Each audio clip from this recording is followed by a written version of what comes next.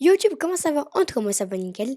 Et aujourd'hui, on se retrouve sur une vidéo assez spéciale qu'on n'a jamais fait sur ma chaîne, tout simplement. Donc, c'est une vidéo assez spéciale, hein. Aujourd'hui, ce qu'on va faire, c'est que je vais vous faire un tuto pour une bannière pour les débutants sur Photoshop CC 2015. Pour ma part, moi je suis sur Mac. Après, ça dépend.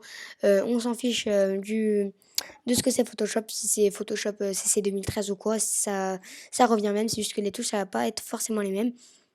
Mais juste avant, je vais vous expliquer un petit truc. Je fais des tutos, un coup je fais des tutos, un coup je fais des speed art. En gros, c'est dur de se stabiliser sur YouTube. Voilà, on a tendance à descendre, à être là où je fais du game, non, je passe à du podcast, non, je lève, je fais du podcast. Du coup, on ne sait pas forcément ce qu'on fait. Mais moi, et une fois qu'on est sur un point fort, on reste sur le point fort. Et moi, je dis que mon point fort, je pense que c'est les tutos. Pour vous aider, je vais vous dire un truc. En fait, c'est les tutos, c'est comme une chaîne. S'il y a la nourriture à l'être humain, que la nourriture n'est plus là et qu'elle ne peut plus nourrir l'autre nourriture, ça va nous faire mourir. Et c'est pareil pour les tutos. S'il n'y a pas de tutos sur YouTube, forcément, personne va savoir faire des montages et YouTube va crever tout simplement. Donc c'est un peu pareil, voilà, c'est un peu le même style, voilà. Donc les tutos, c'est un peu une genre de chaîne pour aider ceux qui font YouTube tout simplement. Et aussi, donc, la speed art arrive bientôt, hein. Je pense que je vous la ferai dans 1 ou 2 jours. Je vous l'ai dit que je le ferai ce soir, mais non, je vous le ferai dans 1 ou 2 jours. Bon, sans plus attendre, passons au tuto. C'était juste le petit historique. Maintenant, passons au tuto. Donc, alors, on va aller déjà se rendre dans Adobe Photoshop. Vous allez aller dans Photo. Vous allez descendre tout en bas. Voilà, moi, je vais descendre dans mes photos, moi. J'ai un tout petit peu remonté. On va aller dans cette petite icône de nature image. On va faire OK. Donc, c'est 2048 sur 1920, il me semble, pour les pixels. Après, ce que vous allez faire de là, c'est que vous allez aller dans les textes, vous allez noter un texte. Déjà, vous allez mettre 300 PTC. Vous voyez que c'est marqué 300. Vous le remettez. Tac. Donc, en texte, vous allez le cadrer. Vous faites DOM, enfin, pour avoir pour vous. Hop, non, je me suis trompé, c'est pas la police qu'il fallait. Tac. Nous, ils font du gros bold. D'ailleurs, au passage, je vous mettrai le nom en description pour avoir la même police que moi, tout simplement. Si vous voulez avoir la même police que moi, vous la trouvez assez stylée. Allez voir la description. Donc, moi, pour ma part, je marque DOM. Hop, c'est quoi ça encore? J'ai mis gros bold, je passe ça. Voilà. Hop, je marque DOM comme ça. Là, ce qu'on va faire, c'est qu'on va le cadrer. Donc, comme ça.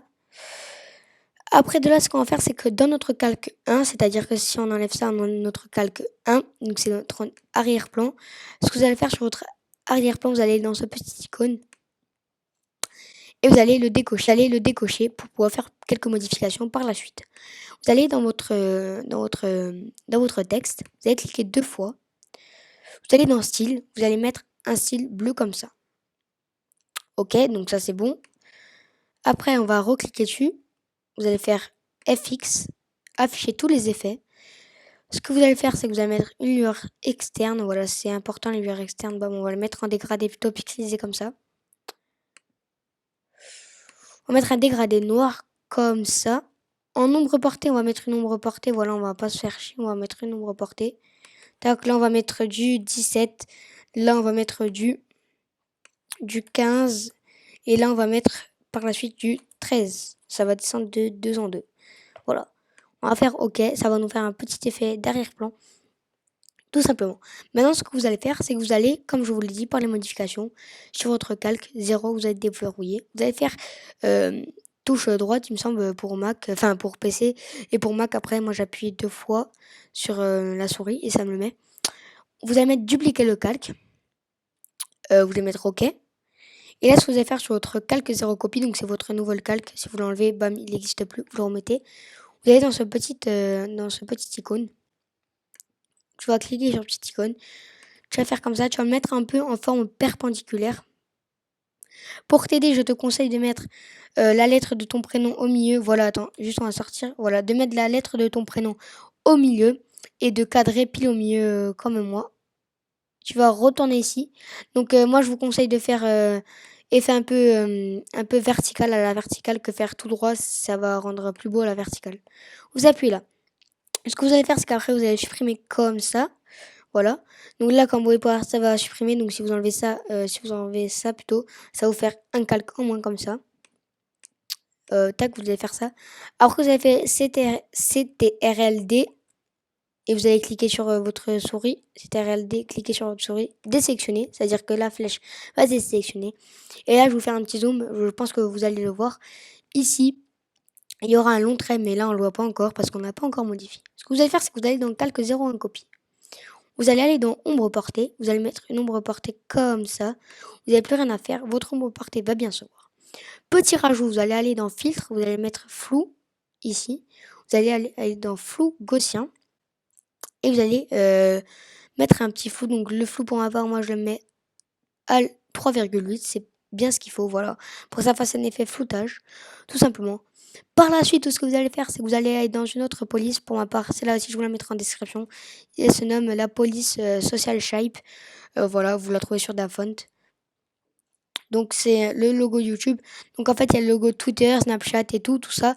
Donc il faudra mettre le logo YouTube. Et pour mettre le logo YouTube, déjà on va enlever les 3 PTS. On va mettre du 100 PTS. Et pour mettre le logo de YouTube, il va falloir appuyer sur la touche K. Voilà, directement K, comme ça. Bam, hop, il y a juste un petit bug K. Voilà, ça va vous mettre le petit logo de YouTube. Donc vous le mettez en discret, hein. Pas besoin de faire un énorme truc pas du tout discret. Vous allez appuyer sur vos touches. Vous allez dans style. Vous allez mettre le même style que tout à l'heure. Bam, comme ça. Hop. Et là, ce que vous allez faire, c'est que vous allez mettre la même écriture. Vous allez mettre DOM. Voilà. Enfin, non, non. Dans une autre écriture. Gros bold. Voilà. Vous allez mettre DOM. Comme ça. Juste, vous allez mettre une autre sorte de pixel. Vous allez mettre du 50, non, du 70 PTC. Voilà. Tac, vous allez le déplacer ici. Comme ça. Hop, on va appuyer 2 fois. On va dans style. On va mettre ce style-là. Et voilà, donc une fois que vous avez fait ça, je pense qu'il n'y a plus grand chose à faire. Comme je vous l'ai dit au début de la vidéo, c'est un tuto de débutant. Donc c'était juste pour vous apprendre à faire un logo ou une bannière, quand ça dépend ce que vous voulez. Assez stylé, donc moi pour ma part je le trouve même magnifique, hein. Je pense que ça suffit au lieu de faire tout le temps des logos personnalisés.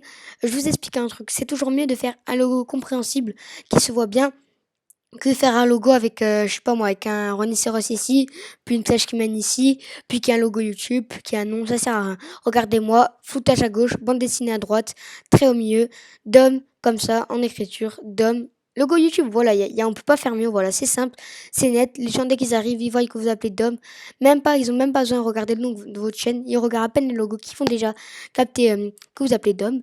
Donc voilà, donc vous n'avez plus besoin de faire autre chose, hein, voilà. Vous n'avez plus qu'à faire ça. Maintenant, vous n'avez plus qu'à aller dans Fichier, juste ici. Vous allez mettre Enregistrer sous. Donc moi, pour ma part, je vais pas l'enregistrer. Mais pour vous, vous allez l'enregistrer. Voilà. On va mettre Ne pas enregistrer.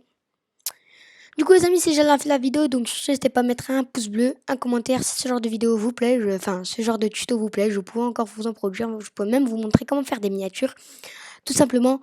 Donc pour me faire plaisir, en commentaire, mettez-moi un hashtag, tu fais des bons tutos, franchement ça me ferait vraiment plaisir. Celui qui a réussi à faire pareil que moi, tu me mets un hashtag, si t'as réussi à faire pareil que moi, tu mets un hashtag bon tuto, même si t'as pas réussi à faire pareil que moi, je t'invite à mettre un hashtag bon tuto. Et aussi, je vous ferai, si vous me dites en commentaire, arrivez à 5 likes, voilà, je demande 5 likes sur cette vidéo, arrivez à 5 likes, je vous ferai un tuto de bannière sur Pixelaire Express. C'est un site qui est gratuit, Photoshop c'est payant, à part si vous le craquez, voilà. Mais Pixelaire c'est gratuit, donc je vous ferai un tuto dessus. Voilà, donc comme je vous l'ai dit, n'hésitez pas à liker, commenter, partager. Moi, je suis Tédor, mais peace.